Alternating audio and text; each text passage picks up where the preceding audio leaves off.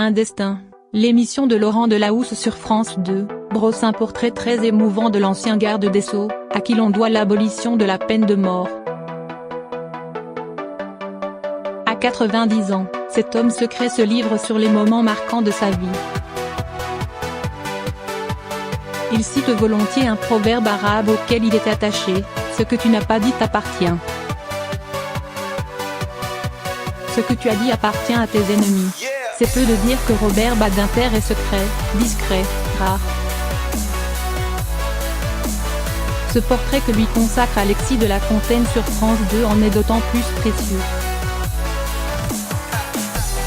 Diffusé dimanche 7 octobre dans l'émission Un jour, un destin de Laurent Delahousse, il s'appuie sur les témoignages de ses amis, de ses enfants et de sa femme, Elisabeth Badinter, une femme publique qu'on entend souvent, mais jamais pour parler de son mari. L'abolition, le combat d'une vie. Badinter et restera celui qui a fait abolir la peine de mort en France.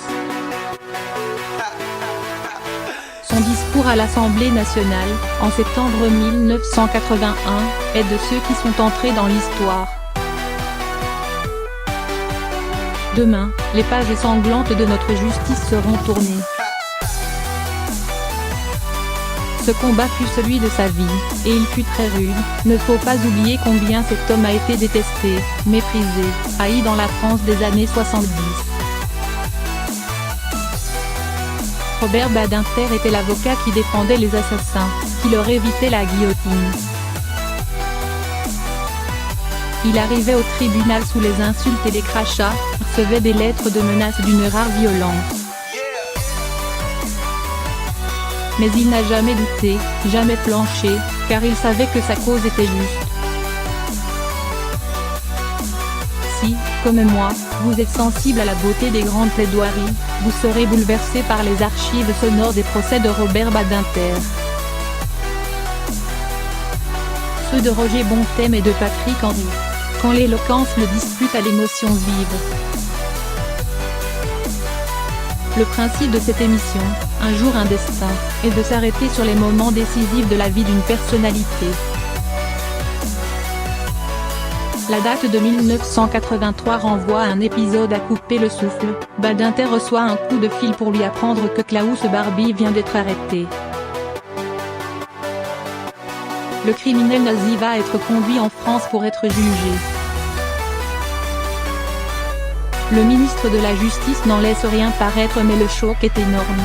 Parce que Klaus Barbie est responsable de l'arrestation du père de Robert Badinter, juif, mort dans un camp d'extermination. Vous m'avez fait honte. Parmi les images qui donnent la chair de poule, il y a aussi un discours en 1992, pendant la commémoration de la rafle du VLDHIV'. Ce jour-là, le président François Mitterrand a été sifflé par la foule parce qu'il refusait de reconnaître la responsabilité de la France dans la déportation des Juifs. Le garde des Sceaux perçoit les sifflets comme une insulte aux victimes. Il est révulsé. Vous m'avez fait honte.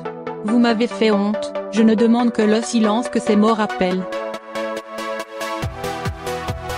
Dans l'interview diffusée après le portrait, Laurent Delahousse essaie de le conduire sur un terrain plus personnel. Robert Badinter reste fidèle à lui-même, très discret, mais il se livre par toutes petites touches. On est ému et soudain frappé par une évidence, cet homme de 90 ans, cette icône républicaine dont l'intégrité morale est difficilement contestable, livre là son testament télévisé.